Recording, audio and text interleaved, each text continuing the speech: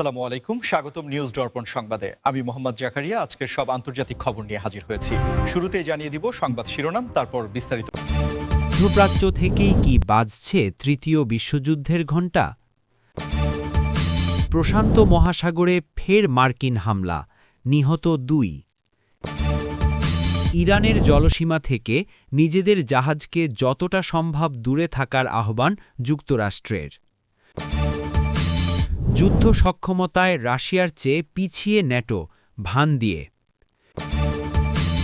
লাখ লাখ বেশি ইসরায়েলি মারাত্মক ব্যাধিতে আক্রান্ত। আসসালামু আলাইকুম, স্বাগতম জানাচ্ছি নিউজ দর্পণ সংবাদে। আমি মোহাম্মদ জাকারিয়া। এতক্ষণ শুনছিলেন সংবাদ শিরোনাম, এবার বিস্তারিত। পাল্টাপাল্টি হুঙ্কার লক্ষ্য করা যাচ্ছে, তাতে আন্তর্জাতিক বিশ্লেষকদের অনেকেই মনে করছেন যে আমরা কি তবে তৃতীয় বিশ্বযুদ্ধের দ্বারপ্রান্তে দাঁড়িয়ে আছি? এই প্রশ্নটি এখন আর কোনো কাল্পনিক বিষয় নয়, বরং বাস্তবতার খুব কাছাকাছি একটি সমীকরণ হিসেবে দেখা দিচ্ছে। কারণ ইতিহাসের দিকে তাকালে আমরা দেখি যে বড় বড় সংঘাতগুলোর সূত্রপাত প্রায়শই কোনো আঞ্চলিক উত্তেজনা থেকে শুরু হয়ে পরবর্তীতে বৈশ্বিক রূপ নিয়েছে। বর্তমানে মধ্যপ্রাচ্যের পরিস্থিতি এতটাই জটিল যে এখানে শুধুমাত্র আঞ্চলিক শক্তিগুলোই নয়, বরং বিশ্বের পরাশক্তিগুলো প্রত্যক্ষ ও পরোক্ষভাবে জড়িয়ে পড়েছে, যার ফলে যে কোনো একটি ভুল পদক্ষেপ বা মিসক্যালকুলেশন পুরো বিশ্বকে একটি ভয়াবহ পরিণতির দিকে ঠেলে দিতে পারে।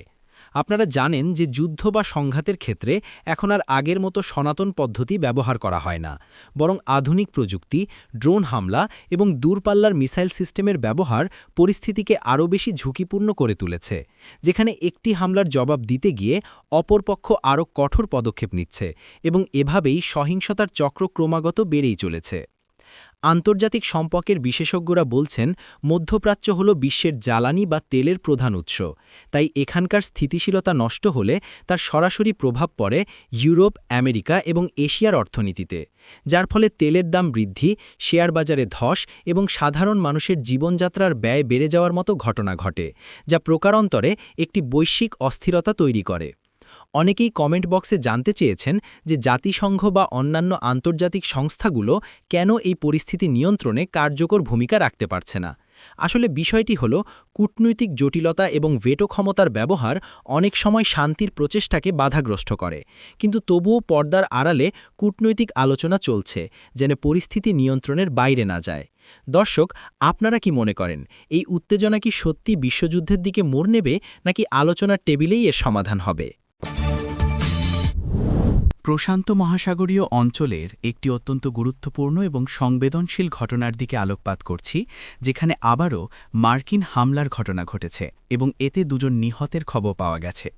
প্রশান্ত মহাসাগর বর্তমানে বিশ্বের অন্যতম কৌশলগত বা স্ট্র্যাটেজিক পয়েন্ট হিসেবে বিবেচিত হচ্ছে, কারণ এই বিশাল জলরাশি এবং এর আশেপাশের অঞ্চলগুলোতে আধিপত্য বিস্তার করার জন্য বিশ্বের বড় বড় সামরিক শক্তিগুলো তাদের নৌবহর এবং সামরিক উপস্থিতি বাড়াচ্ছে। যে ঘটনার কথা আমরা শিরোনামে উল্লেখ করেছি, সেটি এমন এক সময়ে ঘটল যখন এই অঞ্চলে ইতিমধ্যেই উত্তেজনা বিরাজ করছে এবং বিভিন্ন দেশের সামরিক মহড়া বা টহল জোরদার করা হয়েছে। নিহত হওয়ার ঘটনাটি নিঃসন্দেহে দুঃখজনক এবং এটি 2 পক্ষের মধ্যে বিদ্যমান অবিশ্বাস ও উত্তেজনাকে আরও কয়েক গুণ বাড়িয়ে দিতে পারে। সামরিক বিশ্লেষকরা বলছেন, প্রশান্ত মহাসাগরে মার্কিন যুক্তরাষ্ট্রের এই ধরনের পদক্ষেপ বা অ্যাকশন সাধারণত তাদের উপস্থিতি জানান দেওয়া এবং মিত্র দেশগুলোকে আশ্বস্ত করার একটি অংশ হতে পারে, কিন্তু যখন প্রাণহানির ঘটনা ঘটে তখন সেটির কূটনৈতিক এবং সামরিক ফলাফল অনেক সুদূর প্রসারী হতে পারে।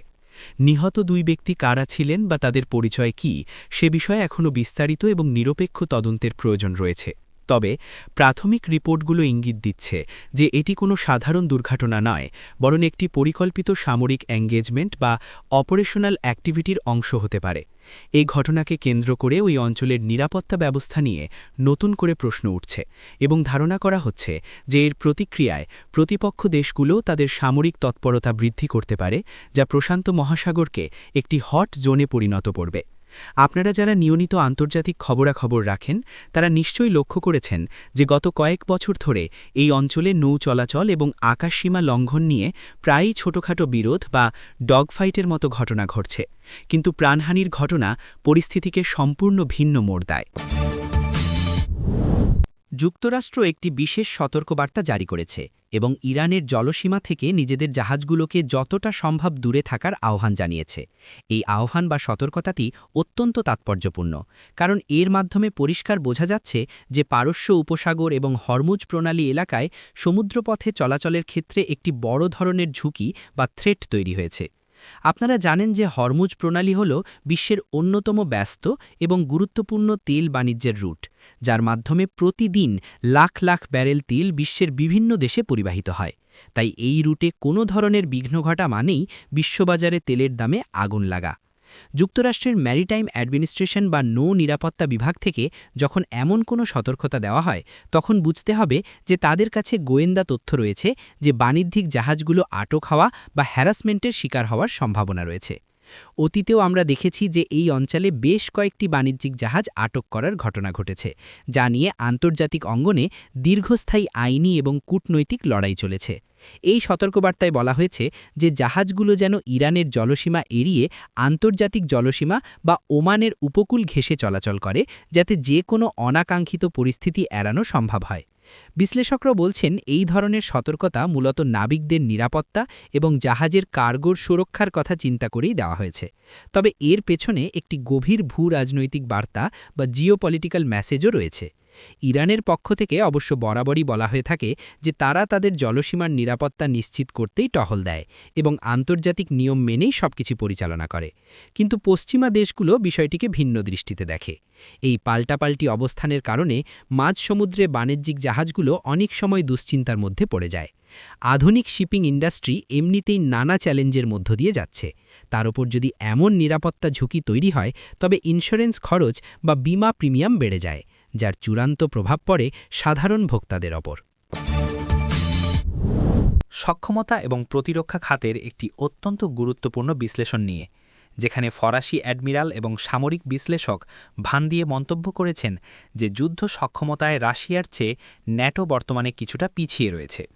এই মন্তব্যটি এমন এক সময়ে এলো যখন ইউরোপ এবং আমেরিকার প্রতিরক্ষা বিশ্লেষকরা নিজেদের সামরিক ভাণ্ডার এবং উৎপাদন সক্ষমতা নিয়ে নতুন করে হিসেব নিকেশ করছেন।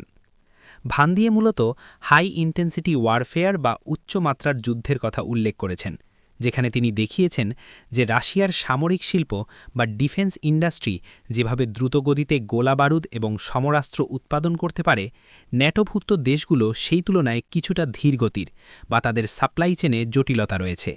দীর্ঘদিনের শান্তি এবং সামরিক খাতে বাজেট কম রাখার কারণে ইউরোপের অনেক দেশেরই তাৎক্ষণিক বড় যুদ্ধের জন্য প্রয়োজনীয় মজুদ বা স্টক ফাইল নেই, যা একটি দীর্ঘমেয়াদী সংঘাতের ক্ষেত্রে বড় দুর্বলতা হিসাবে দেখা দিতে পারে।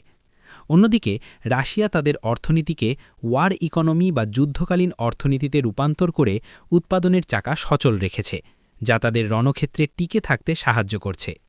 এই বিশ্লেষণটি ন্যাটোর নীতি নির্ধারকদের জন্য একটি বড় সতর্কবার্তা বা ওয়েক আপ কল হিসাবে কাজ করছে, কারণ তারা এখন বুঝতে পারছেন যে শুধুমাত্র উন্নত প্রযুক্তি থাকলেই হবে না, বরং সেই প্রযুক্তির ব্যাপক উৎপাদন এবং লজিস্টিক সাপোর্ট নিশ্চিত করাও যুদ্ধের ময়দানে জয় পরাজয়ের পার্থক্য গড়ে দেয়।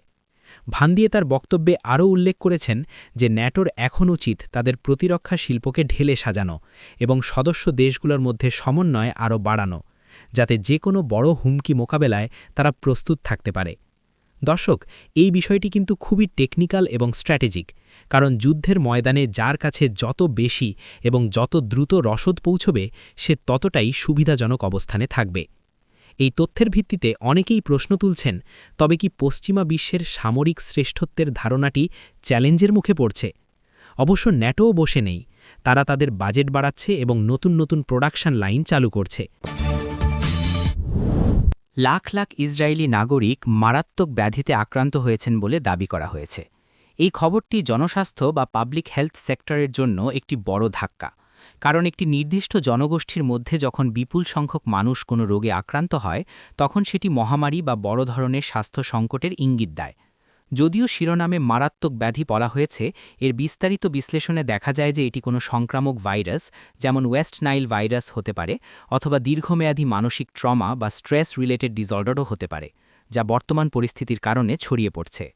সাম্প্রতিক সময়ে ওই অঞ্চলের মানুষ দীর্ঘমেয়াদী সংঘাত এবং অনিশ্চয়তার মধ্যে বসবাস করছে, যার ফলে পোস্ট ট্রমাটিক স্ট্রেস ডিসঅর্ডার বা পিটিএসডি বা অন্যান্য মানসিক ও শারীরিক জটিলতা ব্যাপক হারে বৃদ্ধি পাওয়া অস্বাভাবিক নয়। স্বাস্থ্য বিশেষজ্ঞরা বলছেন, যখন একটি দেশের স্বাস্থ্য ব্যবস্থার ওপর একসাথে লাখ লাখ রোগীর চাপ পড়ে, তখন হাসপাতাল এবং ক্লিনিকগুলোর পক্ষে সঠিক সেবা দেওয়া অসম্ভব হয়ে পড়ে এবং ওষুধের সংকট দেখা দিতে পারে।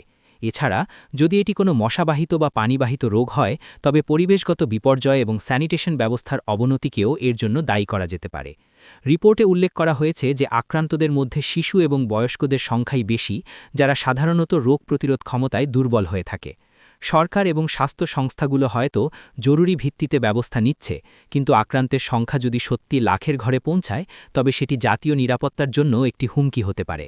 দর্শক, স্বাস্থ্যই সকল সুখের মূল, এই প্রবাদটি আমরা সবাই জানি, কিন্তু যুদ্ধবিগ্রহ বা অস্থিরতার ডামাডোলে মানুষের স্বাস্থ্যই সবার আগে ভেঙে পড়ে।